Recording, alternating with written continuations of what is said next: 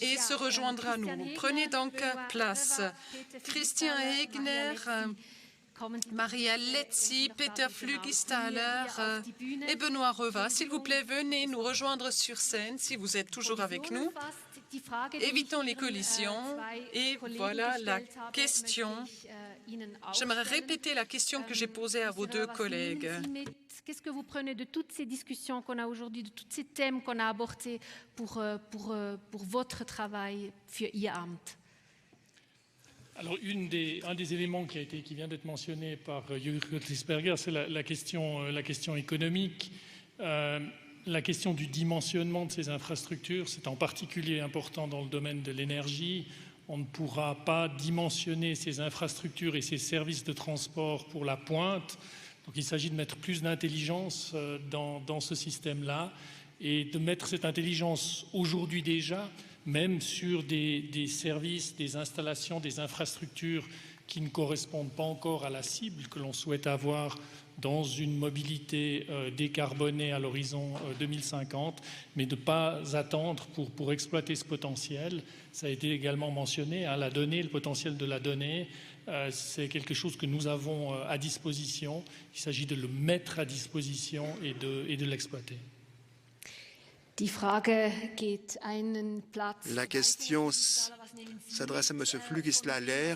Qu'est-ce que vous retenez de ce que vous avez entendu tout au long de cet après-midi pour votre travail? Je me préoccupe normalement donc du grand épais, des bus et des trains, et avec satisfaction, j'ai constaté combien d'initiatives font preuve d'efflorescence en ce qui concerne notamment la réalisation de ce changement du trafic dans les quartiers, dans les entreprises, dans les présents discours et à travers cette dynamique qui se veut collective dans le sillage de toutes ces modifications, nous pouvons donc faire un changement qui nous permettra de sauter plusieurs pas à la fois. Madame Letzi, on parlait d'espace et d'utilisation de cet espace. Qu'est-ce que vous retenez pour l'Office fédéral de l'aménagement du territoire à Ré? Un aspect à travers cette vue synoptique de ce qu'on a reçu de la part de Smart Freight. Donc là, on nous avait donc présenté la technologie et d'autres composantes. Et là, on parlait de l'usage maximum et j'ai complété par moi-même et aussi réduire peut-être cela sur le maximum.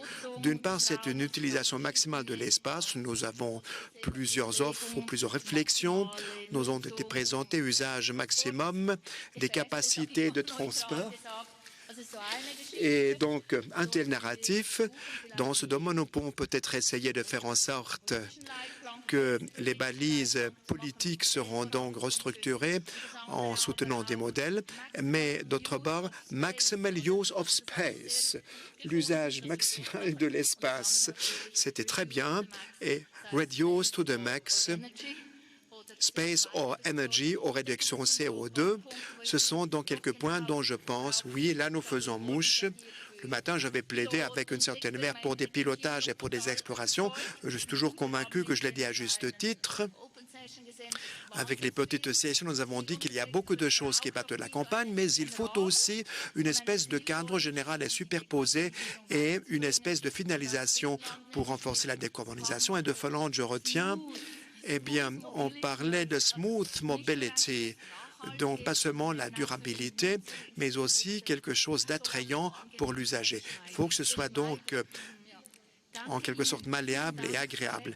Merci, Madame Letzi, et aussi en guise de conclusion, à l'Office fédéral de l'aération civile, je retiens quant à moi que le bon véhicule, c'est donc une décarbonisation pour les tronçons et pour les trajets nécessaires. Et pour ce faire, il faut évoquer la troisième dimension, que ce soit avec cargo, souterrain, ou que ce soit aussi, donc, si nous pensons à la COVID-19, si on n'avait pas eu ce système, on ne se serait pas tiré d'affaire. Deuxième chose, retour à l'électrification, hydrogène et aussi donc une aviation synthétique pour les lignes aériennes. Pour l'hydrogène, on m'avait dit qu'il est assez difficile de faire des bornes de chargement hydrogène.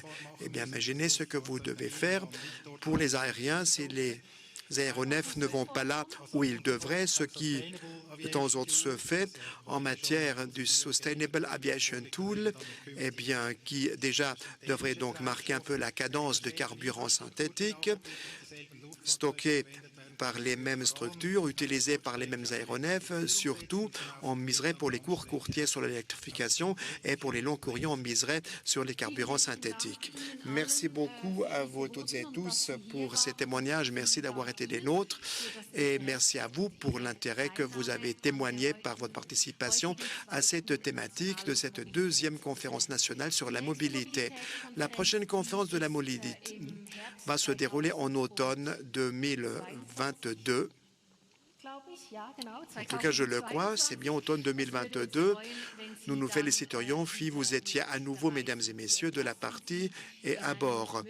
Nous allons vous mettre en stabulation libre dans une soirée de mobilité smooth, donc douce, merci, et à tout bientôt.